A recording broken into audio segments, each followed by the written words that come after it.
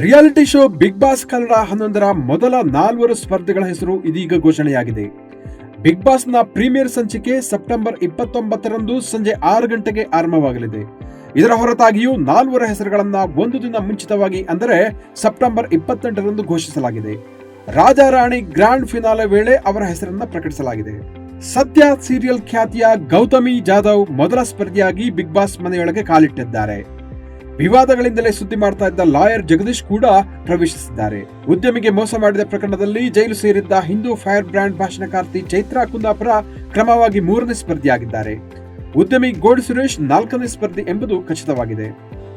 ಈ ಬಾರಿ big boss ಮನೆಯ ವಿಶೇಷ ಏನಂದ್ರೆ ಸ್ವರ್ಗ ಮತ್ತು ನರಕ ಎಂಬ 2 ಲೋಕವೇ ಇಲ್ಲಿ ಸೃಷ್ಟಿಯಾಗಿದೆ. ಇದರ ಮೂಲಕ ಸ್ಪರ್ಧಿಗಳು ದೊಡ್ಡ ಮನೆಗೆ ಪ್ರವೇಶ ಪಡೆಯಲಿದ್ದಾರೆ. ವೀಕ್ಷಕರ ವೋಟಿಂಗ್ ಮೂಲಕ ಸ್ಪರ್ಧಿಗಳು 2ರಲ್ಲಿ 1 ವಿಭಾಗಕ್ಕೆ ಸೇರಿಕೊಳ್ಳಲಿದ್ದಾರೆ. ಜಿಯೋ ಸಿನಿಮಾದ ಮೂಲಕ ವೋಟ್ ಮಾಡಲು ವೀಕ್ಷಕರಿಗೆ 15 ನಿಮಿಷಗಳ ಕಾಲಾವಕಾಶವನ್ನು ಕೂಡ ನೀಡಲಾಗಿತ್ತು. ಆಯ್ಕೆಯಾಗಿರುವ ಮೊದಲ 4 ಸ್ಪರ್ಧಿಗಳ ವಿವರವನ್ನು ನೋಡೋಣ. ಗೌತಮಿ ಜಾಧವ್ ಜೀ ಕನ್ನಡ ವಾಹಿನಿಯಲ್ಲಿ ಪ್ರಸಾರವಾದ ಜನಪ್ರಿಯ ಧಾರಾವಾಹಿ ಸತ್ಯದ ಕಥಾನಾಯಕಿ ಪಾತ್ರದಲ್ಲಿ ಗೌತಮಿ ಕಾಣಿಸಿಕೊಂಡಿದ್ರು. ಅದೇ ರೀತಿ ದಶಕದ ಹಿಂದೆ ಪ್ರಸಾರವಾಗಿದ್ದ ನಾಗಪಂಚಮಿ ಸೀರಿಯಲ್ನಲ್ಲಿ ಗೌತಮಿ ಜಾಧವ್ ಅಭಿನಯಿಸಿದ್ದರು. ಲೂಟಿ, ಆದ್ಯ, ಕಿನಾರೆ ಸಿನಿಮಾಗಳಲ್ಲಿ ಅವರು ಪಾತ್ರ ವಹಿಸಿದ್ದಾರೆ. ತಮಿಳಿನ ಚಿತ್ರವೊಂದರಲ್ಲಿಯೂ ಗೌತಮಿ ಜಾಧವ್ ನಟಿಸಿದ್ದಾರೆ. ಗೌತಮಿ ಜಾಧವ್ ಸ್ಯಾಂಡಲ್ವುಡ್ ಕ್ಯಾಮರಾಮನ್ ಅಭಿಷೇಕ್ ಕಾಸರಗೋಡು ಅವರ ಪತ್ನಿ. ಅಭಿಷೇಕ್ ಅವರು ಖ್ಯಾತ ಸಿನಿಮಾ ಪತ್ರಕರ್ತ ಗಣೇಶ್ ಕಾಸರಗೋಡು ಅವರ ಪುತ್ರ. ಇವರು ಈ ಸಲದ ಬಿಗ್ ಬಾಸ್ ಸೀಸನ್ 11ರ ಅಭ್ಯರ್ಥಿಯಾಗಿದ್ದಾರೆ. ಲಾಯರ್ ಜಗದೀಶ್ ಸೋಷಿಯಲ್ ಮೀಡಿಯಾದಲ್ಲಿ ರಾಜಕಾರಣಿಗಳು, ನಟಿಯರು, ಕಲಾವಿದರ ವಿರುದ್ಧ ಸಾಲು ಆರೋಪಗಳನ್ನು ಮಾಡುವ ಮೂಲಕ ಖ್ಯಾತಿ ಪಡೆದವರು ಲಾಯರ್ ಜಗದೀಶ್. ಲಾಯರ್ ಜಗದೀಶ್ ಅವರಿಗೆ ದೊಡ್ಡ ಅಭಿಮಾನಿಗಳ ಬಳಗವಿದೆ. ರವಿ ಡಿ ಚಂದಣ್ಣನವರ್ ಅವರ ಮೇಲಿನ ಪ್ರಕರಣಕ್ಕೆ ಸಂಬಂಧಿಸಿದಂತೆ ಸಿವಿಲ್ ಕೋರ್ಟ್ ಆವರಣದಲ್ಲಿ ನಡೆದಿದ್ದ ಗಲಾಟೆ ಪ್ರಕರಣದಲ್ಲಿ ವಕೀಲ ಜಗದೀಶ್ ಅವರನ್ನ ಪೊಲೀಸರು ಬಂಧಿಸಿದ್ರು.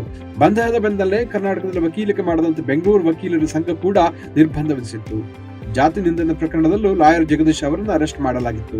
ಇತ್ತೀಚೆಗೆ ಕೊಲೆ ಕೇಸಿನಲ್ಲಿ ಜೈಲಿನಲ್ಲಿರುವ ನಟ ದರ್ಶನ್ ಪರವಾಗಿ ವಕೀಲ ಜಗದೀಶ್ ಪ್ರತಿಭಟನೆ ನಡೆಸಿದ್ದರು. ಭ್ರಷ್ಟರ ವಿರುದ್ಧ, ಅನ್ಯಾಯದ ವಿರುದ್ಧ ಹೋರಾಡುತ್ತೇನೆ ಎನ್ನುವುದು ಅವರ ಟ್ಯಾಗ್ ಲೈನ್. ಇವರು ಈ ಸಲ ಬಿಗ್ ಬಾಸ್ ಸೀಸನ್ 11ರ ಸ್ಪರ್ಧಿಗಳಲ್ಲಿ ಒಬ್ಬರಾಗಿದ್ದಾರೆ. ಚೈತ್ರಾ ಕುಂದಾಪುರ ಉದ್ಯಮಿಯೊಬ್ಬರಿಗೆ ಬಿಜೆಪಿ ಟಿಕೆಟ್ ಕೊಡಿಸುತ್ತೇನೆ ಎಂದು ವಂಚಿಸಿದ ಪ್ರಕರಣದಲ್ಲಿ ಸಿಲುಕಿ ಬಂಧನಕ್ಕೊಳಗಾಗಿ ಜೈಲು ಪಾಲಾಗಿದ್ದ ಚೈತ್ರಾ ಕುಂದಾಪುರ ಜಾಮೀನಿನ ಮೇಲೆ ಹೊರಗಿದ್ದಾರೆ. ಪ್ರಕರಣದಲ್ಲಿ ಜೈಲು ಸೇರುವ ಮುನ್ನ ಚೈತ್ರಾ ಹಿಂದೂ ಫೈರ್ ಬ್ರ್ಯಾಂಡ್ ಭಾಷಣಕಾರ್ತಿಯಾಗಿ ಜನಪ್ರಿಯತೆ ಪಡೆದುಕೊಂಡಿದ್ರು. ಅವರಿಗೆ ದೊಡ್ಡ ಅಭಿಮಾನಿಗಳ ಬಳಗವೇ ಇತ್ತು. ರಾಜ್ಯದ ಮೂಲೆಗಳಿಗೆ ಹೋಗಿ ಹಿಂದೂ ಸಮಾವೇಶಗಳಲ್ಲಿ ಭಾಷಣ ಮಾಡ್ತಾ ಇದ್ರು.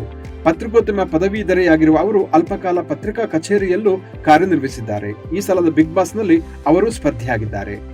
ಸದಾ 2 ಕೋಟಿ ರೂಪಾಯಿಗೂ ಅಧಿಕ ಮೌಲ್ಯದ ಚಿನ್ನಾಭರಣ ಧರಿಸಿ ಸೋಷಿಯಲ್ ಮೀಡಿಯಾದಲ್ಲಿ ದೊಡ್ಡ ಮಟ್ಟಿಗೆ ಸದ್ದು ಮಾಡಿದಿರುವವರು ಸುರೇಶ್.